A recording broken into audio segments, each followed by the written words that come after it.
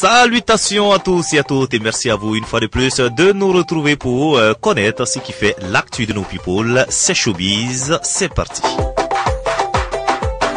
La maison du peuple est quasi pleine, l'exploit a été réussi une fois de plus grâce à l'humour. Et oui, le samedi dernier, après l'étape de Bobo Dioulasso, les humoristes burkinabés tels que Génération 2000, Oyu, Souké Siriki, Fatih et Bobo Diouf, et bien sûr des côtés ont fait rire les Ouagalais. La première partie a été assurée par la nouvelle génération des humoristes burkinabés tels que Bébé Charlie, Kalamani et bien d'autres. Pour la nouvelle année, le public a apprécié les bonnes résolutions de Oyu qui a décidé d'arrêter de boire. Malheureusement, aucune femme n'a réussi à doter de côté qui est reparti à Abidjan.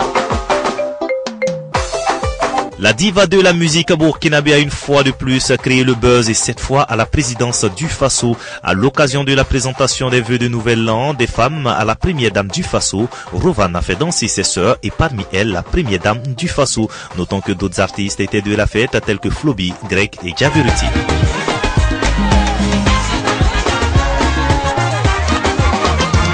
On dit partout que la femme est exposée plus à la pauvreté et même que la pauvreté a un visage féminin.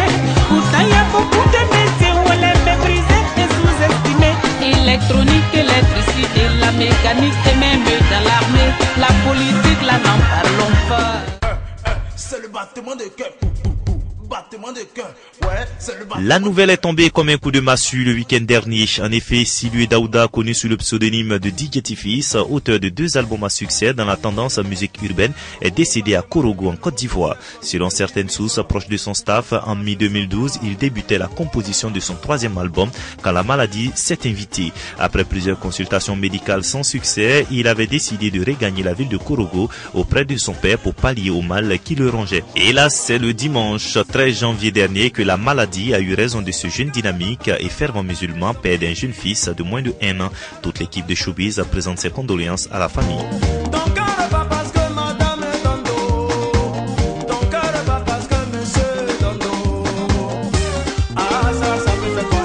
Notons que l'enterrement a eu lieu à Korogo le dimanche 13 janvier dernier, jour de la mort de DJ Tifis, et à Ouagadougou, une veille d'hommage lui a été rendue par la famille artistique à son domicile le lendemain lundi. Voici quelques réactions des hommes du showbiz.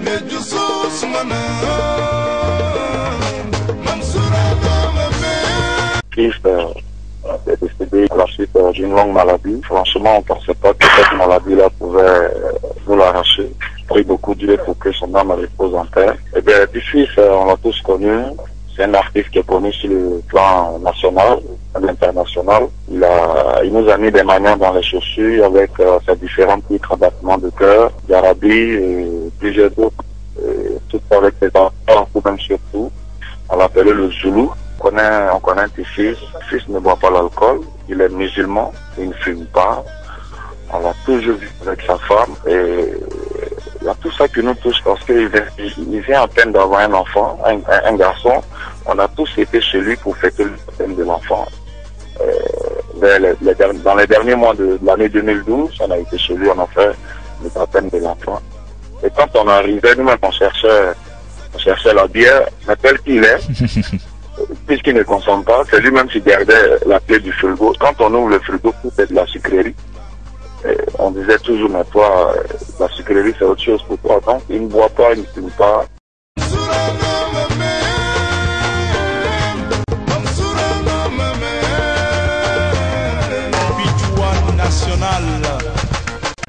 Bon, en fait, d'abord, je dirais pas à son homme. C'est dommage, mais nous remettons toujours à la volonté de Dieu. C'est vraiment très dommage, c'est une quatrième. Mais ce que je retiens de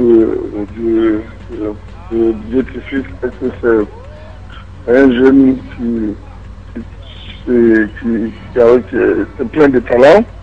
Et deuxièmement, il cherchait aussi les bons chemins. En fait, il respectait les grands frères, il respectait les aînés. Et il était très poli. Moi, je crois que c'est une quatrième, quoi. Et quand la nouvelle est tombée, on s'est tous retrouvés dans la famille là-bas pour suivre un peu les choses, comment ça s'est passé du côté de Korogo. Juste après l'enterrement à Korogo, par appel téléphonique, on a pris des consignes avec la famille. Et nous aussi, on a expliqué ce qu'on avait envie de faire. La famille a donné l'autorisation. Bon, en fait, c'est normal, c'est la famille des artistes, c'est une même famille.